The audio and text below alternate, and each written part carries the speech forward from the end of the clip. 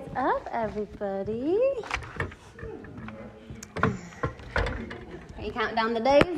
Oh yeah. Oh yeah. So if you don't know me, I'm Chelsea. And to give you a little background on kind of the performance anxiety, nerves, all of that sort of thing, and how I got into that, I've been teaching for a while, and it was actually a really big research project during COVID, because being a performer, sometimes you have to pivot in different ways when life throws things at you. So it was really wonderful because I actually spent a lot of time research, and I did an academy. I put together an academy that's an online academy called Nerves Become Academy. And so it kept me really, really busy, and it was really fun, and now I have all of that I enjoy sharing. So, some of the sources, because I am the deliverer of the information, but I did not invent a lot of these things, a lot of the neuroscience behind it, and I have studied a lot of sports performance anxiety from a lot of professional athletes. There's a lot of correlations between that.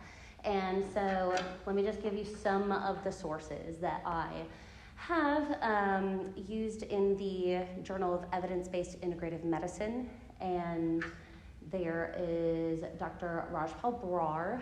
He has a ton of material out there. And there is the Department of Neurobiology from Yale University and the Department of Psychiatry from University of Connecticut, and the Army Medical Center and Virginia Northwest Network Mental Illness Research Education and Clinical Center. So those are kind of the basics. A lot of my information and research have come from those sources, just so you know. So what are we going to do today?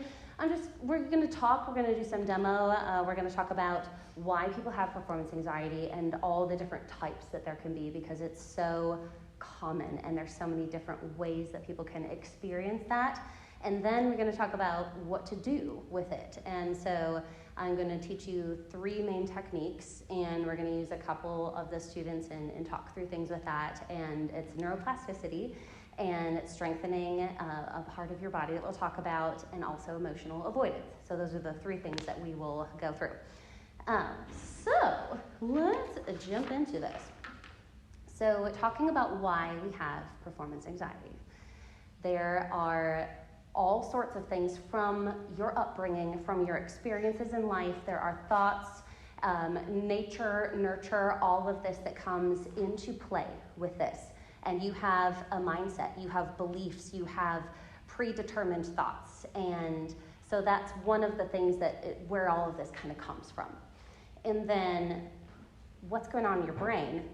Your inhibited is your prefrontal cortex. It's a part of your brain, and that's what's going on in the neuroscience. And then you also might have an underdeveloped parasympathetic nervous system. We'll talk all about this. And that's another, like a bodily type of function that goes within it. So there's the body stuff, and then there's the thoughts stuff. And a big thing that we really, as performers, as singers, as artists, as musicians, we have to remember that performing is vulnerability, right? You have to be vulnerable to do that. It's just part of it. And we don't like that because it feels uncomfortable. And it opens the door for all of the thoughts and the insecurities and the this and the judging and all the pressure, right? But it is a part of performing. So there are some different, I call them personalities, for the different types of anxieties that we can experience. And so I want you to see if you can relate with any of these. So one is called fear of negative evaluation. And this is, you think other people have a high expectation for you, or you have high expectation for yourself, or you don't want to let someone down or let yourself down. So does anyone relate with that? Fear of negative, yep, yes. And then another is loss aversion.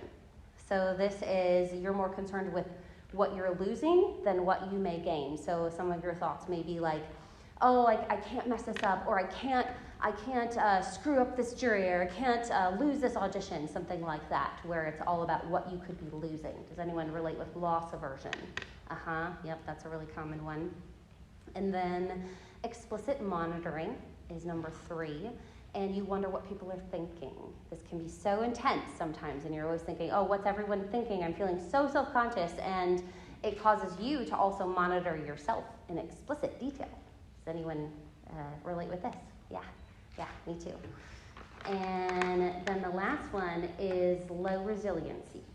So this one is you have a bad experience, you have a total blowout in front of everyone, and then it could be considered a mistake or a failure in your mind, and then it inhibits your ability to try again, and you're kind of like averting because you don't feel like this sense of resiliency, like, okay, well, I screwed up, but then I'm going to go right back into it. Does anyone experience that, low resiliency?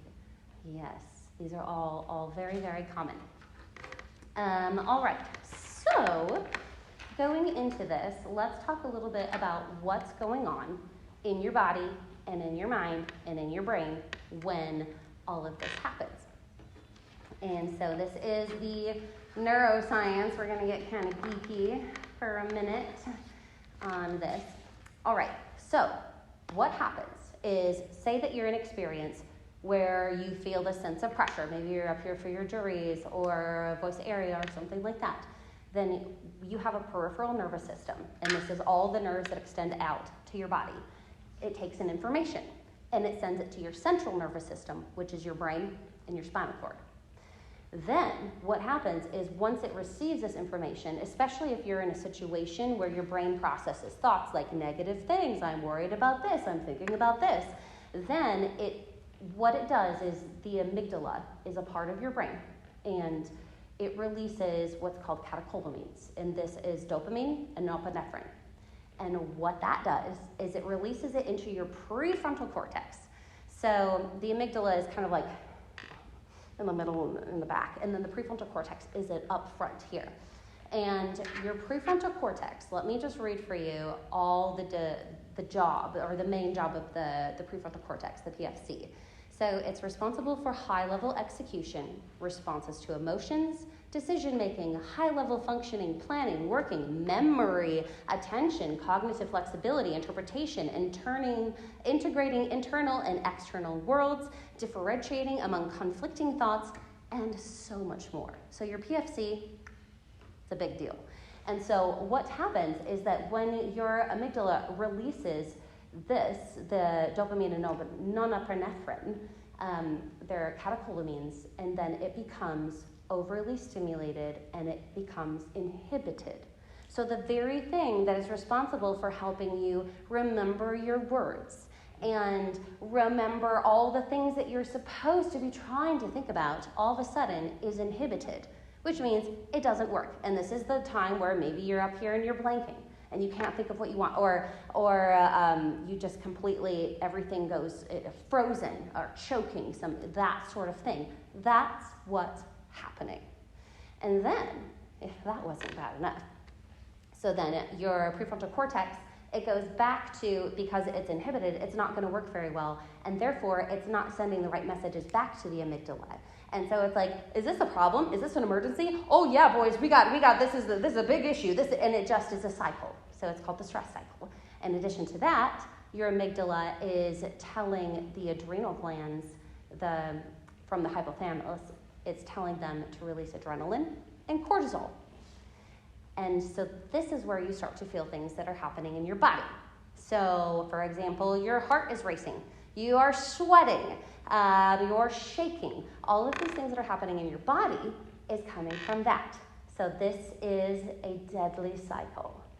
And that's what's going on inside. I love it. It's a neuroscience. So then, you're like, okay, well, what do we do? What do we do about that? Because you can break the cycle. And the most important thing, if you walk away with nothing else from today, I want you to realize that you have the ability to choose to accept and to change. So just because it's always been a certain way, you've always had panic attacks, and it's always like this, that doesn't mean that you just label yourself and say, oh, this is how it's going to be forever. No, you have the ability to change it. But, as someone wise once said, if you do want some sort of change, you have to do things differently. So you can't just do everything the same, and you walk out of here and you do everything exactly the same as what you've been doing and expect to have any sort of change. Because it's not going to happen. It doesn't work like that. So you have to realize that there are changes that you have to make within your mind and some within your body of how you would deal with it moving forward. So what we're going to start with is beautiful Caitlin is going to come up, and we specifically chose this piece because Caitlin had an experience where it wasn't necessarily her proudest that she was doing up in front of everyone, and so we really wanted to bring this back to work through some things, and so I can teach you some things about the body and what's going on in that, and also just to make it so that the experience that you had up here singing that piece is not the only experience, and to have another go at that. So Caitlin is just going to do a little section, because this is not about the singing. I'm not going to address anything related to that or technique or anything like that. This is just giving that opportunity back, and then we're going to dig deep into what's going on in the body. Whenever you're ready.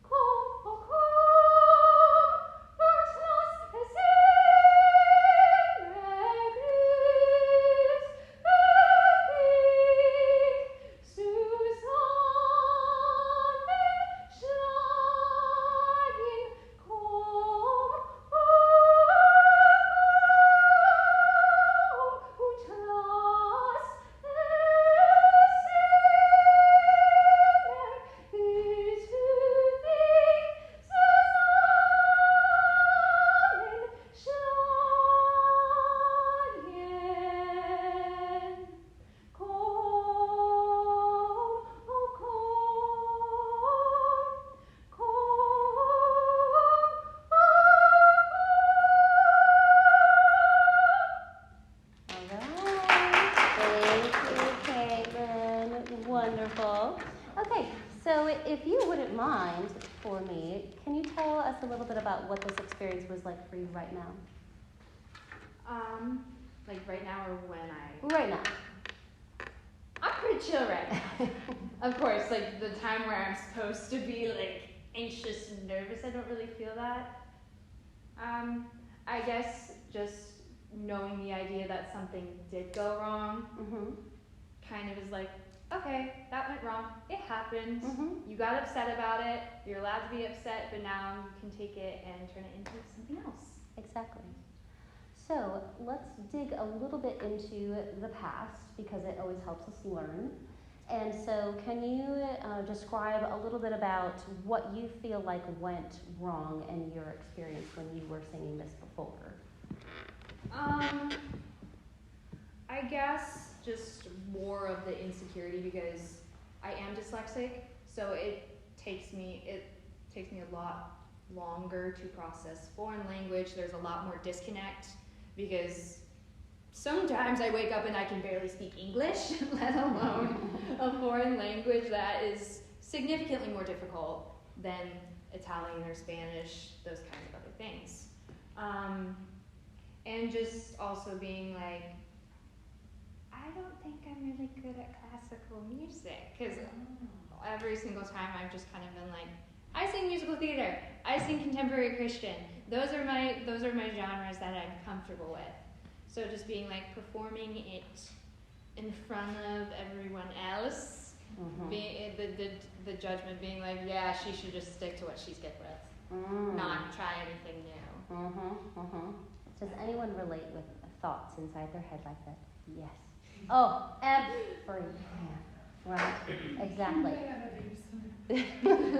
Yes. I wish I could just give you all just a big hug and say, no, it's not true. Okay, so let's go through, I'm going to give you some things, and these are also things that you're going to want to write down, because what you're going to get is a toolbox. And so not everything works for everybody, so I'm going to give you a toolbox. Take what works for you. So with this, we are going to talk about your parasympathetic nervous system. And so the reason why we're going to go into hi, come on in, the parasympathetic nervous system is because when your body is going into that, have you ever heard of fight or flight response? And so that's what's happening in that stress cycle where the amygdala and your prefrontal cortex are not working really, really great. And so that's your sympathetic nervous system. And so what you want to do to oppose that is that you want to strengthen your parasympathetic nervous system. So here are some tools that you can do to strengthen your parasympathetic nervous system. So this one you already know about with singing is soft palate. And so what the parasympathetic nervous system is very hugely connected to is what's called your vagus nerve. And so when you activate and stimulate your vagus nerve, you are strengthening your parasympathetic. So it all boils down to that. So vagus nerve. And so when you think about that, like that hot piece of pizza on the tongue, that you're actually activating your vagus nerve when you're doing that. Oh, good for you. You're a singer, so you have to kind of play around with those techniques already, right? So that's one. And then what's called a vagal tone. So this is all about breath work, because especially when we are nervous about something, we're overthinking, the breath can start to feel like it gets higher and higher and higher. So, Caitlin, love, can you please put your hand on that? And it's all about focusing on elongating the exhalation.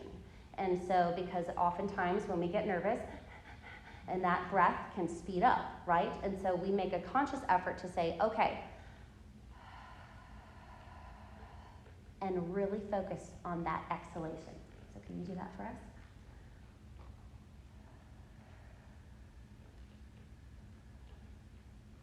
And now blow out like you got birthday candles.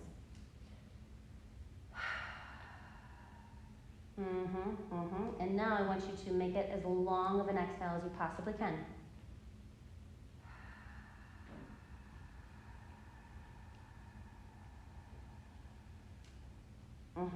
Great.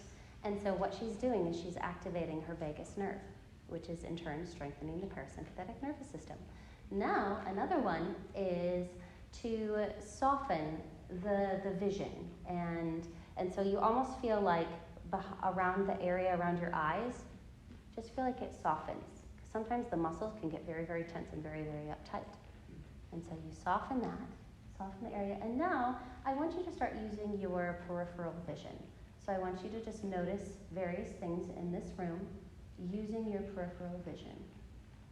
I want you to find 5 things for me.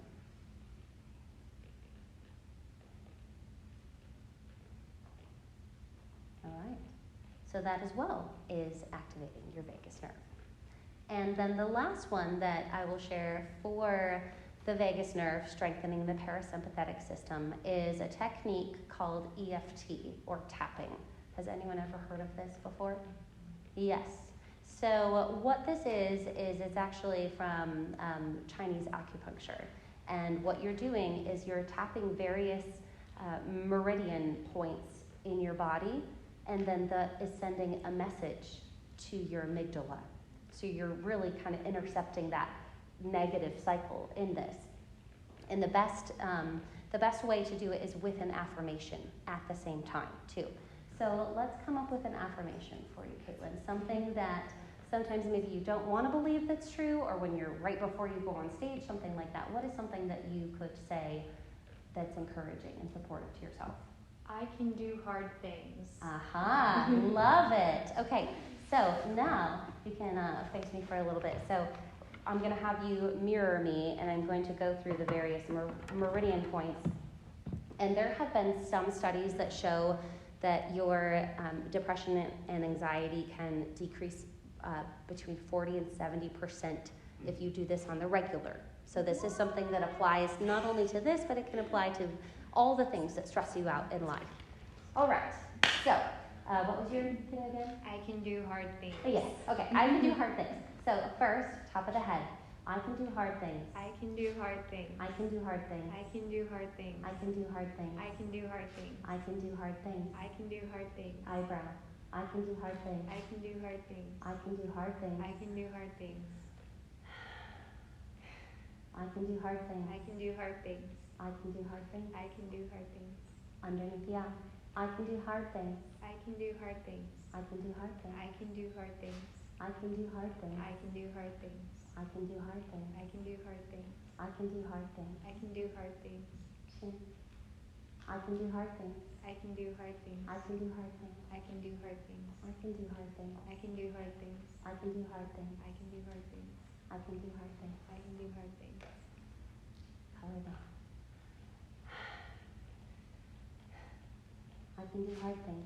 I can do hard things. I can do hard things. I can do hard things. I can do hard things. I can do hard things. I can do hard things. I can do hard things. Karate chop.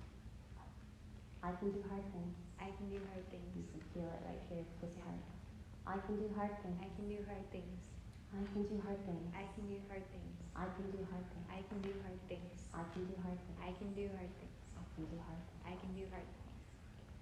All right, so you can even set a timer for 5 minutes, and you can go through various affirmations, the same affirmation, and you can go through the different points. And so it's top of the head, and it's eyebrow, and underneath the eye, and the chin, and collarbone, and karate chop.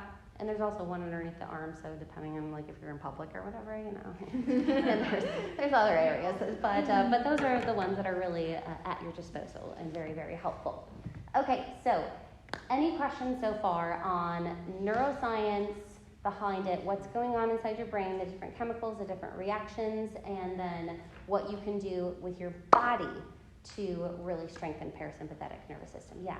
I know when I get nervous personally, I feel like this overwhelming tingling sensation in my body where I start to numb. I can't feel my hands or my legs. Yeah, what is that? What and why?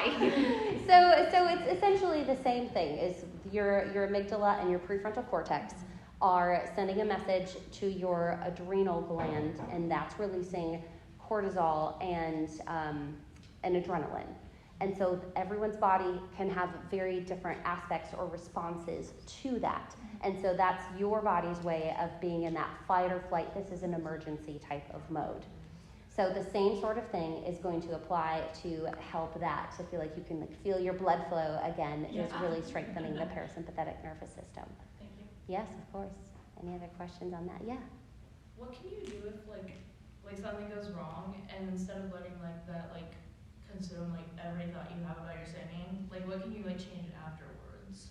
Yes, I will actually go into that next with our next demonstration. Yes, that is exactly what we're going to talk about. Yes, any other questions so far? Okay, thank you, Caitlin. All right, Brittany. Yeah, Brittany. Yeah, Brittany. Can I use my music? Yeah. Okay, awesome. Yeah, just so you don't have to do the whole song, just a verse of it is fine. Okay. Yeah. What verse do you want me to do? It doesn't matter. You do first verse? Yeah. Okay.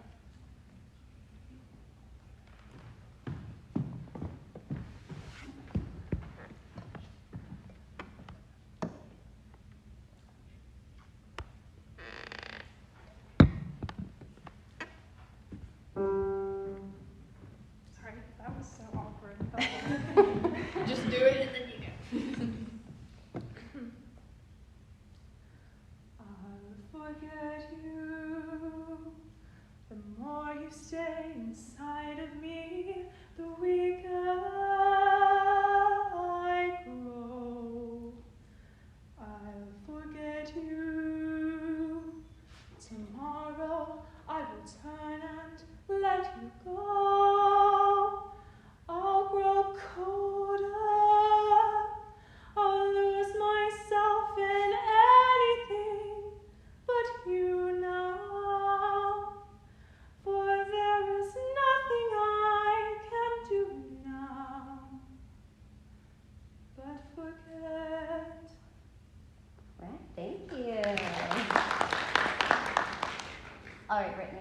let's talk a little bit about the experiences that you have when you're performing.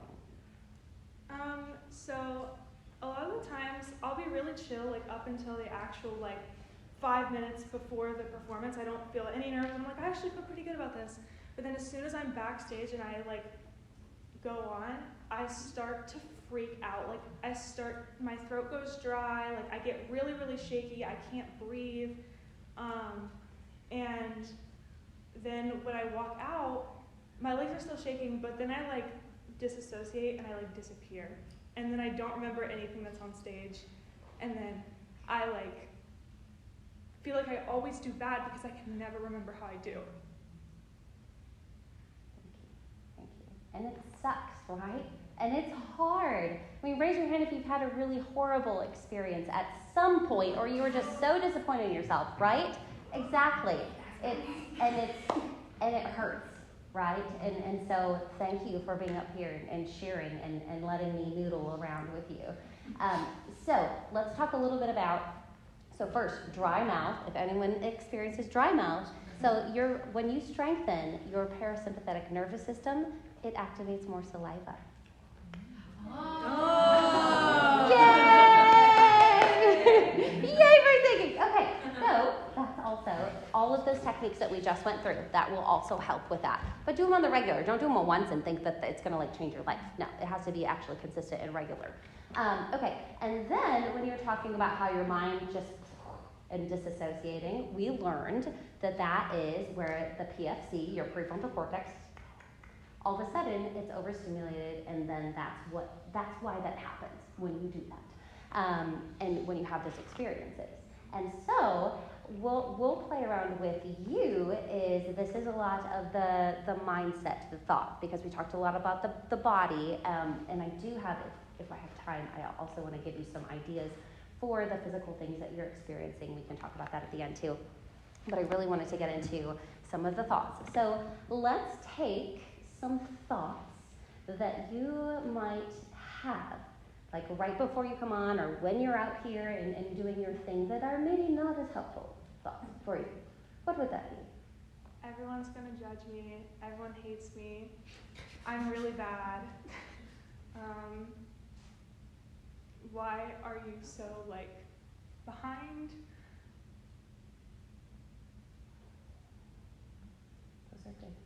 Those are good. I mean, they're not good thoughts, but those are good examples.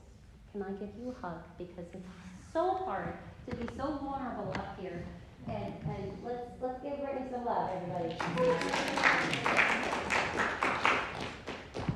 All right, so here's the good news. My dear love, you do not have to think that way, and you don't have to be that way ever again. And so this is a technique called neuroplasticity. Neuroplasticity is all about the thoughts. And we have the ability to rewire our own brains, which is kind of crazy to think about. Because your whole life you've had experiences and you have these predetermined thoughts and the way that you experience things and in your lens for interpreting things, but it doesn't have to be that way. And especially in instances when it does not serve you, in instances like this. And so neuroplasticity, the ability to rewire your brain, it comes with 3 steps. And so the first step is you are aware of the thoughts. And so this can be a difficult part. This can be the painful part. And saying the thoughts out loud, saying what they are, awareness of what they are. Because once you're aware of them, you can move on. But if you just go through life and you're not even realizing, okay, these are thoughts, you're missing out. Because what you can do is once you have that awareness, you can accept that thought as a truth, or you can reject that thought for the lie that it most likely is. Just because a thought comes into your head does not mean it's true. And it's the most simple concept, and yet one of the most difficult for us to ever master, is that just because a thought comes into your head does not mean it's true. It's like, wait a second, but of course it's true. No, it doesn't mean that it's true. There are so many examples that we could talk about where people have these ideas about things, And you're like, dude, bro, no, Go read that's not true. Facebook. Right. Yeah, right. So, step 2 with this is you're rejecting the thought. Unless it's a nice thought, and then you say, hey, you're here. Right. Yes. So step 1, you become aware of the thought. So let's take one of the thoughts that you gave for an example. Can you pick one, and we're going to use neuroplasticity with this. Why are you so behind? Why are you so behind? So when you first kind of say it, it has a big power over you. It kind of has a hold on you, right? And so now, can you say it a couple more times? Why are you so behind? Why are you so behind? So it's really just words. Really just words that create a thought. And so now, is this thought a truth? No. And here's the thing that you need to realize, because if you are so in this cycle of self-sabotage, and you're so unkind to yourself, and you're so mean to yourself, like you would never say that thing to your friend, but you would say it to yourself, this is for you. Okay, because you think, oh, but it is true. I know what you're thinking. You're like, yeah, but it is true. Of course I would say that because it is true. But here's the thing. Even if you believe that that is a truth right now, if you want something to be different about that, you must change this thought. You must reject this thought. And so even if you, in your mind, at some point you're like, but I am behind. I am behind because of this experience, and this person said this, and I got this, and this, right? If you think of that, but if you want that to be different, then we have to say, no, that is not true. That is a lie, and that is not going to service you into getting where you want to go. So we reject that thought. Say, no, you're not so behind. And then the third step, so you have awareness, rejection, and then transformation. So the transformation is where we take that thought and we say, what do we want to be true with that thought? Or the easiest way with transformation is just to take the opposite of that thought. And so what is the opposite of that thought? I'm right where I'm supposed to be. You're right where you're supposed to be, exactly. And so then that is our new thought. And so what happens when you go through this neuroplasticity is that you're aware of the thought, oh, you're so behind. Like, whoa, hold up. That's not true. That is a lie. I am right where I'm supposed to be. And this you can do in your head. If you want better results, faster results, you do it on paper.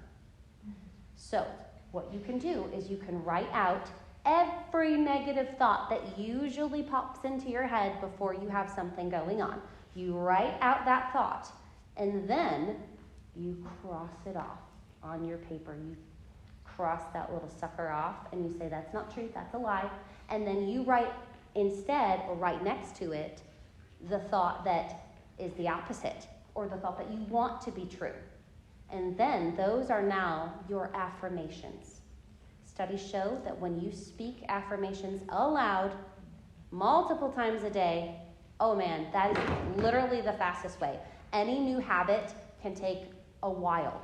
And this is habits we're talking about, because the habit of a thought, a negative thought, does not serve you. That is a habit that is built in, and then how you respond to that, how you accept that as truth, and then it goes into this negative cycle for you. That's going to take some time.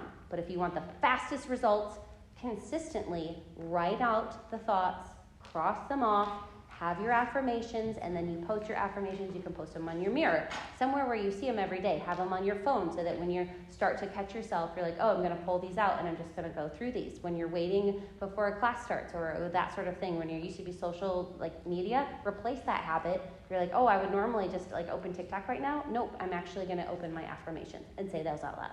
That's an example of something that will change your life so fast. So with that, let's use another thought now to go through the neuroplasticity of what you can change with that. What is one of the other thoughts that you were saying before? You're so bad. You're so bad.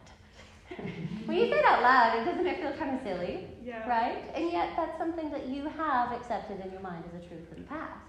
So now, you're so bad, that comes into your head, and then you say what first? You're so good. Yeah!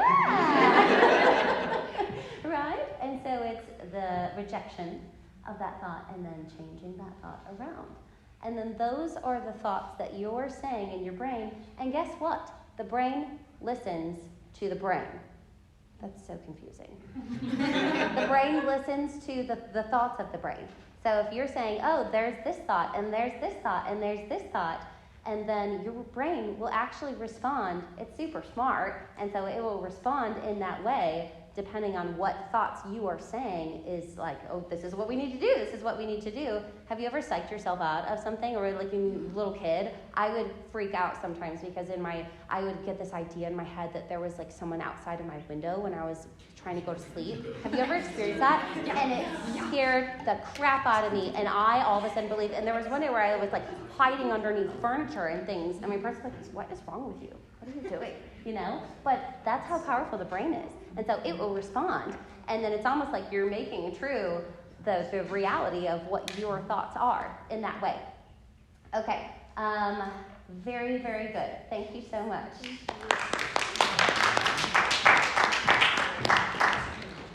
All right. Now, there is one more big technique that I want to show you. And if there's any volunteer, let me tell you what don't raise your hand, hold on. And so we're going to be talking about feeling anxiety and what to do or what not to do when you feel a negative feeling.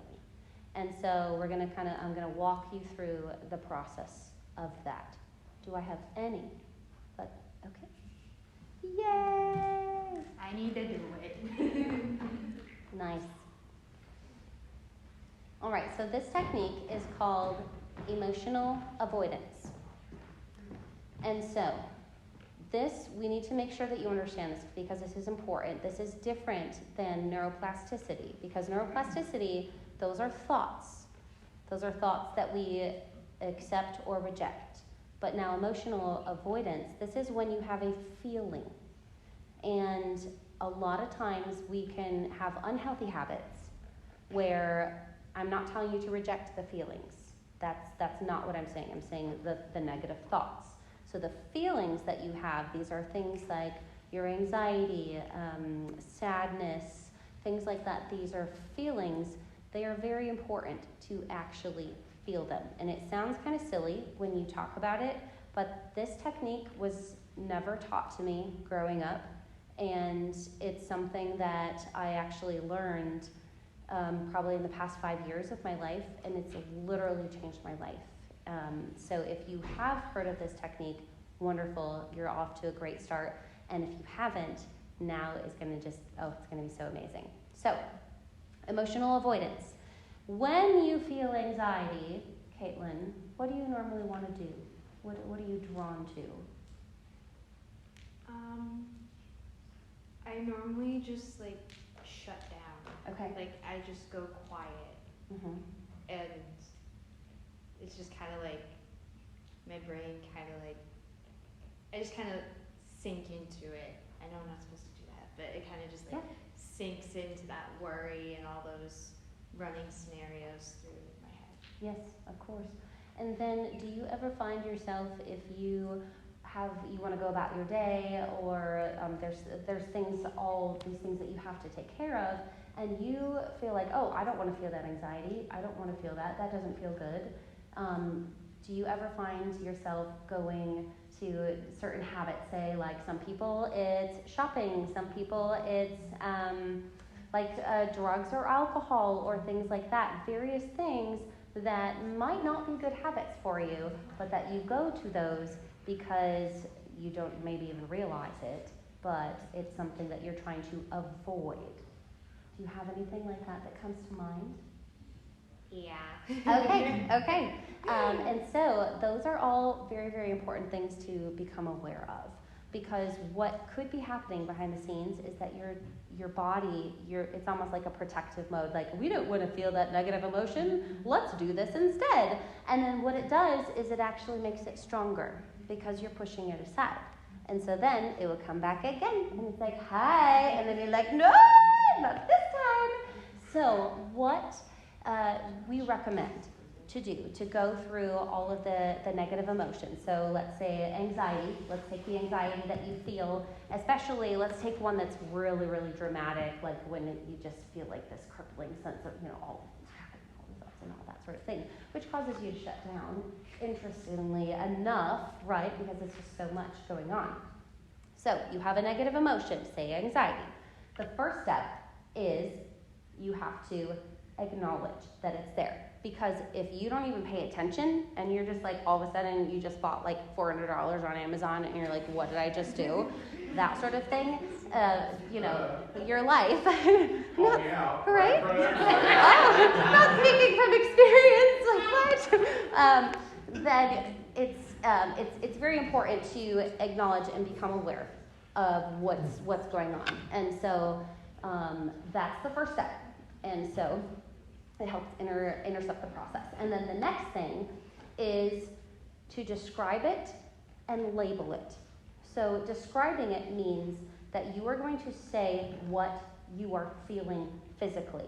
And then we are also going to label that as an emotion. So for example, I would say something like, my chest feels tight. I feel like I can't breathe. My face feels hot. My breath is speeding up. I feel the sense of shaking. I feel the sense of tingling in my body. I feel like I can't get a good breath. All of those things that you feel when you're having this feeling, you say them out loud. You describe it. And then you say, this is anxiety.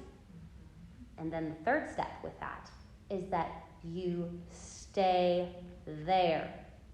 You do not go do anything else. You just keep repeating the same thing over and over. So if I was working through this, and I'm going to have you do it next, is that I would say, oh, my hands are shaking and my face feels hot. This is anxiety. I am feeling anxiety. I feel like I can't get a breath. This is anxiety. I feel like my chest feels tight. And I'm sweating everywhere, and I can't think, I can't focus, and this is what I'm feeling. These are the physical things that I'm feeling during this, and my heart rate is really speeding up. This is anxiety. This is anxiety. This is feeling anxiety. This is what it feels like to feel anxiety. Now, who wants to do that? No one, right? Because it's so uncomfortable. Nobody wants to feel uncomfortable, and so we don't most of the time. But then what happens is that all of a sudden, I dare you to set a timer for 5 minutes and do that.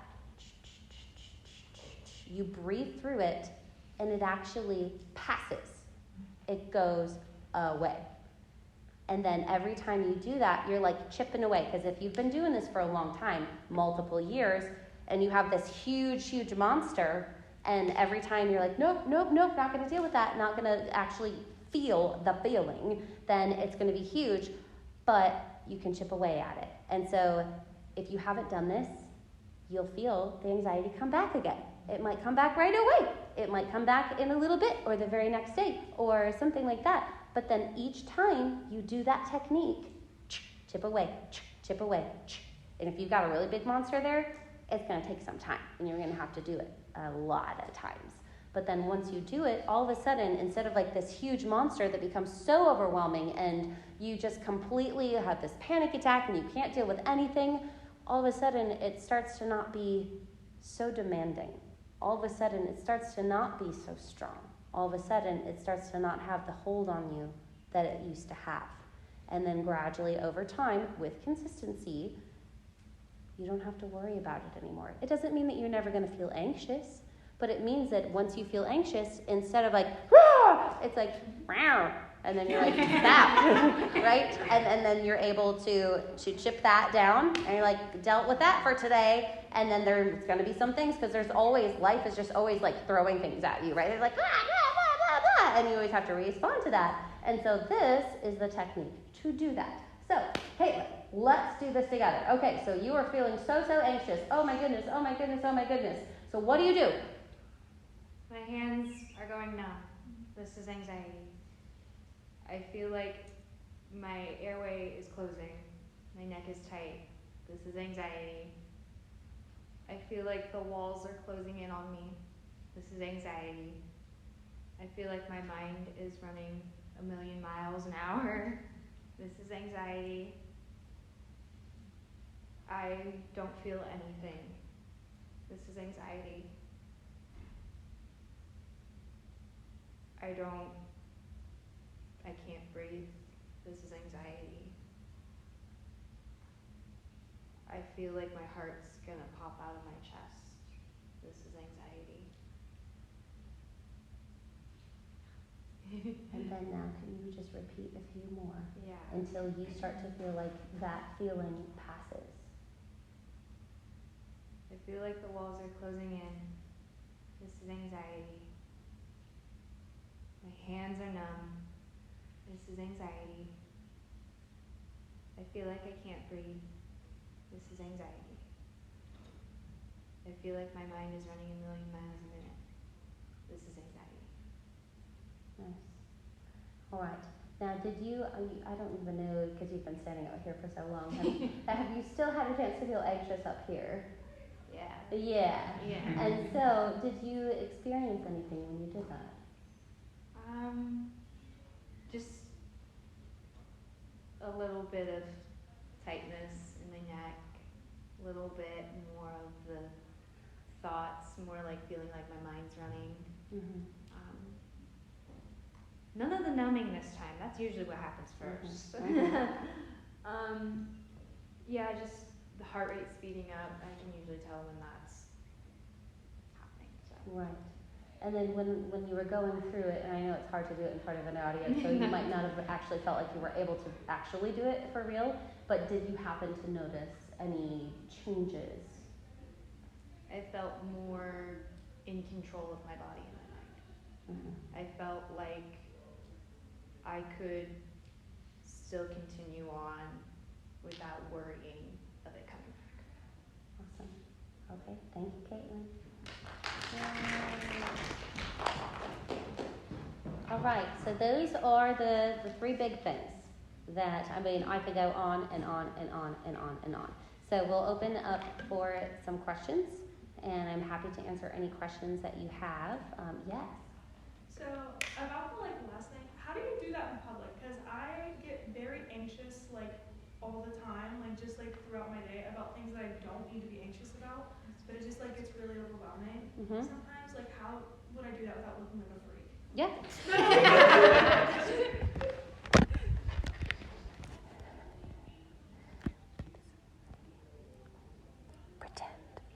Pretend to be on your phone. Right? So it's like, just pretend that you're doing it, right? You're like, okay, this is anxiety, and in your head too. If there are people around and you feel silly, do it in your head. It's always effective if you're by yourself and you don't have to worry about that. And I would always recommend saying it out loud. But if there are people around and you just don't want to, then you're like, okay, this is anxiety. My chest feels tight. It's fine. I'm telling you the thoughts inside my head as I would go through this, and just pretend to be on your phone and give yourself a moment to work through that. And then when you're like, okay, I think things are fine, then don't open social media, because that will make you feel more anxious no matter what, right? So close it. But then you feel fine, right? You can be a little actor. If you also feel like there's not a space and you want to say it out loud, there's always the practice rooms as well. You could just slip into one and you're by yourself. Yes. Yeah. Does that answer your question? Yeah. Yeah. What else? What other questions? Yeah. What is the best method to stop your mind from panicking when you're in the middle of a performance and you make a tiny mistake that no one else is going to notice, but you notice, and then you hyper fixate on it? Mm-hmm. It's a great question. So I would recommend choosing beforehand, one to two things that you want to focus on. And a lot of times we want to focus on things that we can't control, like what do people think or how it's going to be, right? We don't have any control over that. And so it doesn't make any sense. You don't want to waste your time on what people can't or what you can't control. And so choosing something that you can control, and then in those moments, you go back to what do I want to think about during my performance. So for example, if I was doing this, and I was nervous, and maybe in a certain performance, I'm thinking about breath and joy, like just living in the moment of every music note to note type of thing. And those are my two things. And then if something doesn't go the way I want, I have to consciously say, oh, did I mess up that schwa? Oh, well, it doesn't, and then I say, nope, breath and joy, living in the moment. And so it's a conscious choice to go back to what is it that you want to be thinking about? What can you control? Another thing that you can control is how you walk in. And so these are things that you can practice, because so many times, you see people and they're just like, you can tell that they're not really grounded and they're just like coming up here, like that sort of thing. And there's so much bodily movement, right? And that's actually something that we can control, which is great. And so you can, if you want to practice this, you practice, all right, how am I going to walk? I look where I am walking. I look to the place that I am going to stand, and I walk there. And I plant my feet, and then when I am ready, I look out, and I'm going to focus on that point there. And I'm going to focus on that point there. And then in this phrase, it's over here, and that sort of thing. And that, you can map all of that out, and that is in your control. So when we think about things that are in our controls, and then all of a sudden I'm like, oh, I picked that, blah, blah, blah. But nope, back to the eye focus. That's my focus for this song, things like that. All right, what else?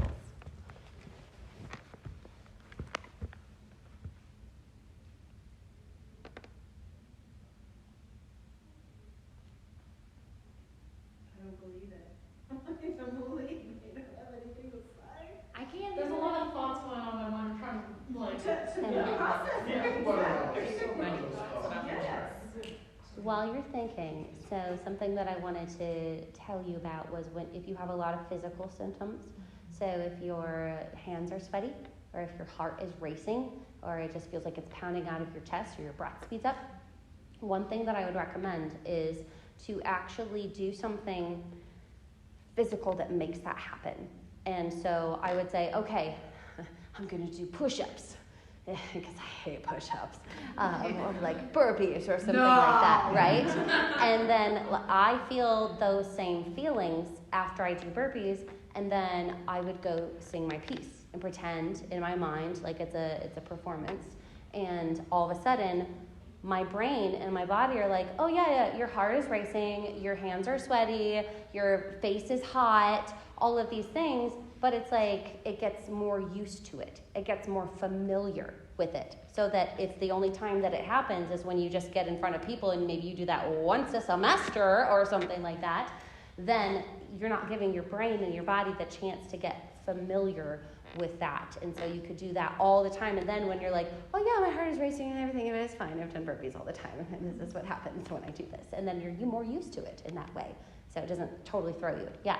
I also notice when I'm nervous, like, it only happens sometimes, it's not always the time, but my face will freeze in place.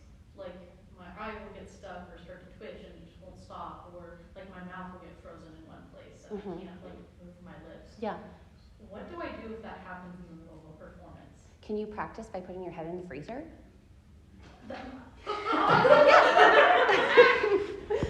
No, I mean, please, I would not recommend that.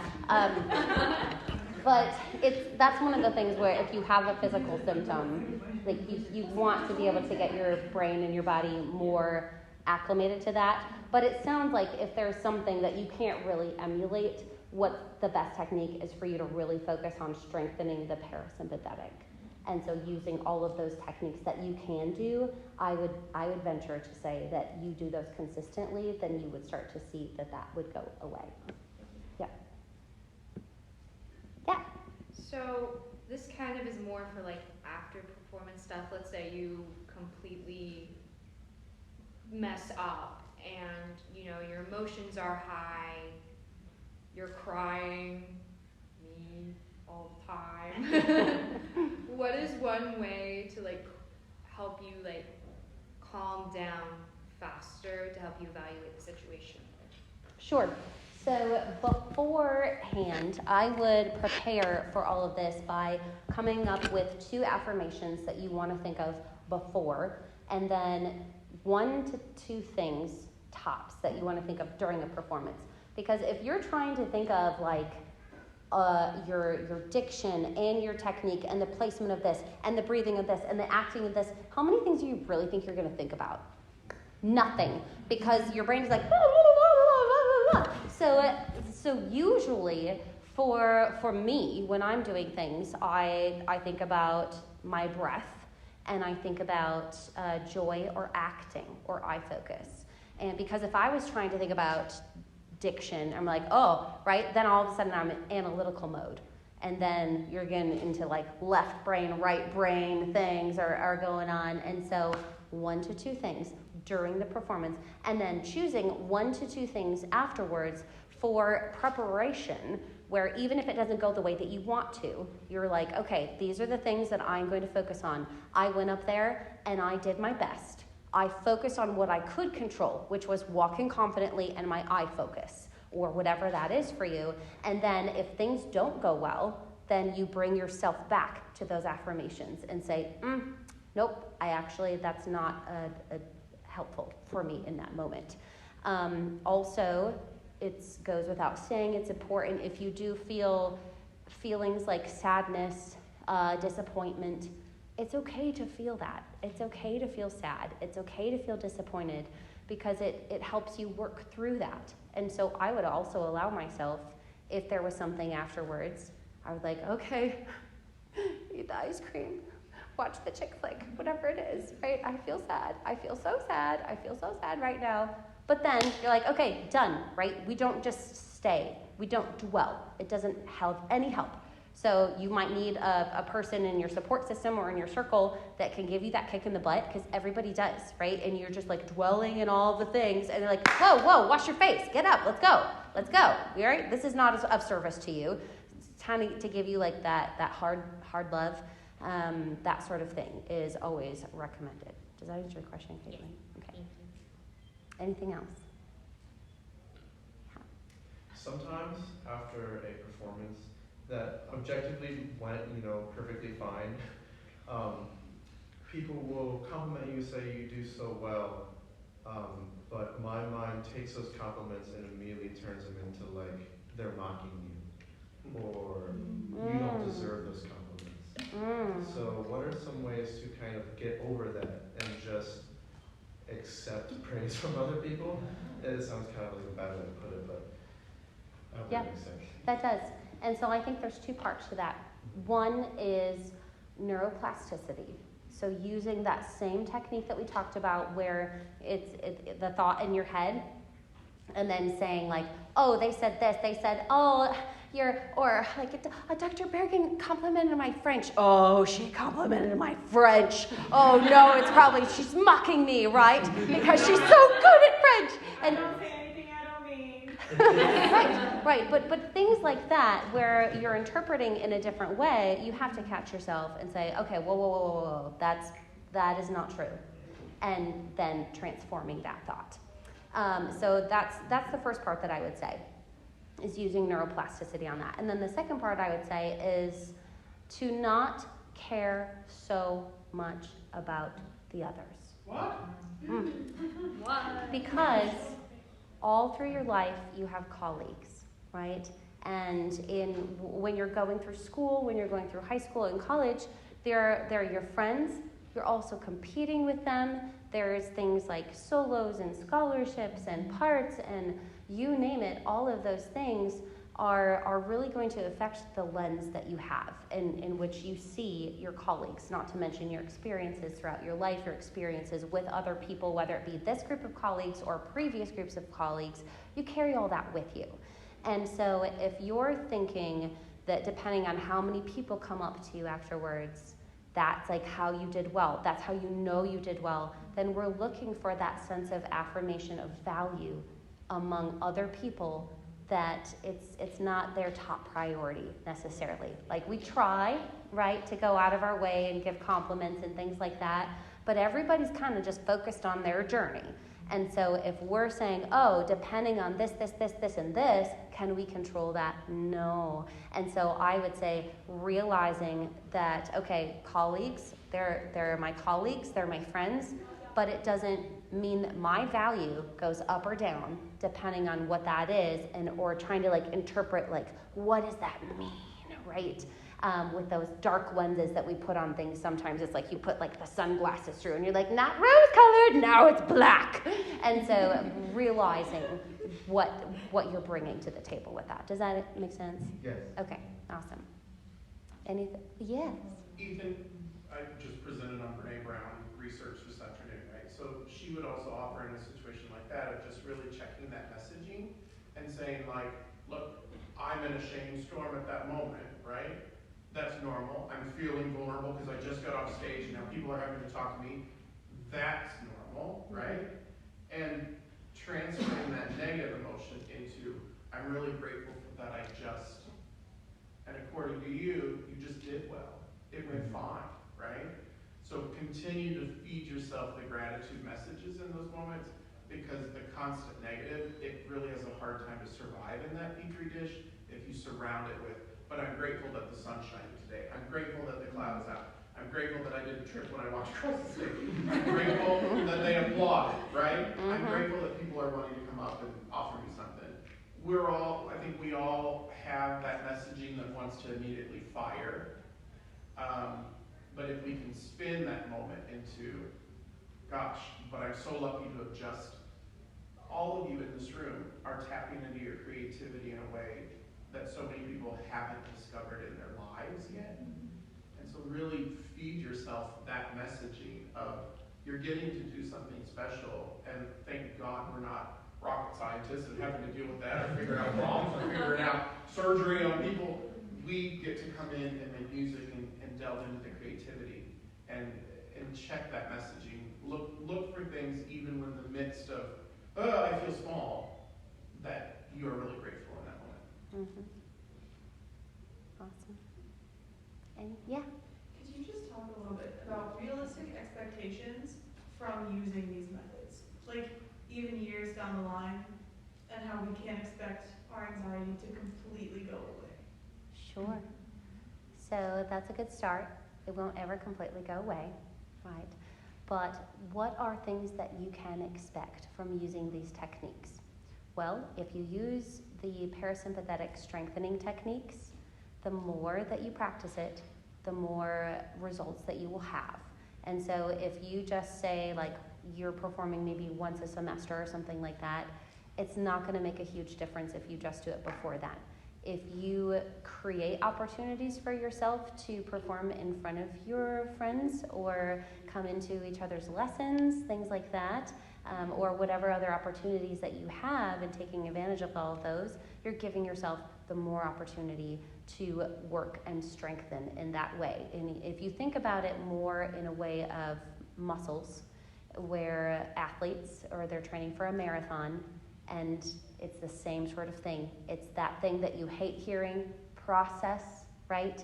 Not the end goal, but it's all about the process involved. And these are muscles that you're training, and you literally are working on training muscles and nerves and things like that. That takes time and consistency. So how bad do you want it? How bad do you not want to be kind of trapped in that forever? Then those are things where if you're writing down, if you're actively doing something every day from your list, if you're speaking out loud whenever you can to go through that, your progress will be expedited in that way versus someone that is not. So I can't really necessarily answer like, oh, you can expect that you'll be breathing like this and you'll be able to do this and after 6 months, because it doesn't really work like that. But I will tell you that anytime that you are working on developing new habits, and this is a new habit because you're training your brain, you're training your body, those are the most effective when you use a technique called habit stacking. And that means it's very difficult to remember outside of terms something that we want to do. But if there's something that you already do, so say that you brush your teeth every morning, that's something that you already do, that's a habit. You stack on that habit something that you want to do. And so that's why if you were to put your affirmations up on the wall on your mirror, and then every time when you brush your teeth, you go through that, you're getting ready in the morning, you go through that, you're habit stacking, you're doing things that you're already doing, but then you're stacking on a new habit that you want to make a habit, that is more likely to stick than someone that's just like, oh yeah, I should do those things. That won't change anything. Does that answer the question? Yeah. Okay, yeah. Yeah.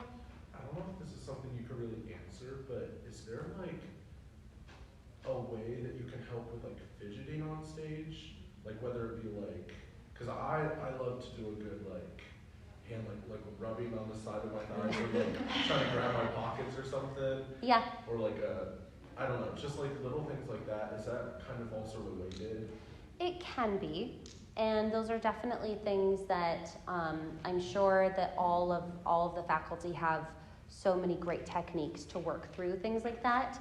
Off the top of my head, I would explore if you gave your hands a job. So like you got, I picked this up in one hand and this in the other, and I would sing my song like this, la la la la la la. Right, but then you're giving yourself a new opportunity to go through that, and so you're giving your hands a job. Sometimes you can play it in with the acting, and you can kind of go through like, instead of this going on my, then I'm going to have a moment there or have a moment here or something like that. Giving it a job can also help with that. And then also I would ask you, what thoughts are you having with this? Like, what are the inner dialogue going in? And then maybe if we work through the inner dialogue and use the neuroplasticity techniques, that maybe some parts of your body would feel a little bit more relaxed or at ease. Cool. Anything else? Yeah. So I know, as specifically conservatory students, we have this awesome privilege of growing alongside each other, being so close with one another. So I was wondering if there were any ways, techniques, or advice that you would have on how we can help others kind of handle what they're going through or what their performance anxiety is. Love that question. The first thing that comes to mind is to be the change.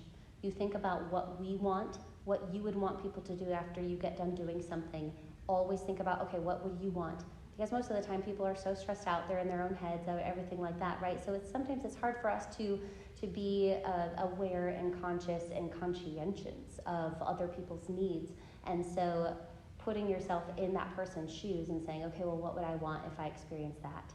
And then I think that coming from a place of support and love is going to really affect the culture, versus people are just like, oh, I'm thinking about this, or I'm wondering whether I'm insecure about this, or I don't know about this. Then all of a sudden, how we like kind of dwell back into ourselves and the thoughts and the analytics versus, you know what, I don't really know, but this is what I would want. And so being that good friend, that's a really, really great question. Anything? I just want Dr. Fate to say bravo, that's all I want. That is external feedback. Your internal mantra needs to be bravo. Brush your teeth. You'll be so tired of hearing that you won't need it. I don't do it as some sort of like, oh my gosh, this recital is better than any other recital. I know, it's just I literally say that because what the person on stage has done has gone beyond being accurate. Mm-hmm. They've done something beyond, this is the song and it was written this way and these are the notes. And it moves me because it's rare. Yeah. Right? It's my favorite when you say it. I always get a big kick out of it. But if I don't say it to you, who knows where I was and where you took me in that moment when you were singing? So it's not a reflection of how good or bad you were. It's simply a reflection of, am I cognizant in that moment? Because I don't want it to become a crutch. One more thought. When you give yourself a high five in the morning in the mirror, I don't know the stats off my head, but it's really good for you. Yeah. There was studies that were done where like you give yourself like a high five in the mirror, and there's some really good things that happen from it. Any other questions? Anything? Thanks for coming. Thank you.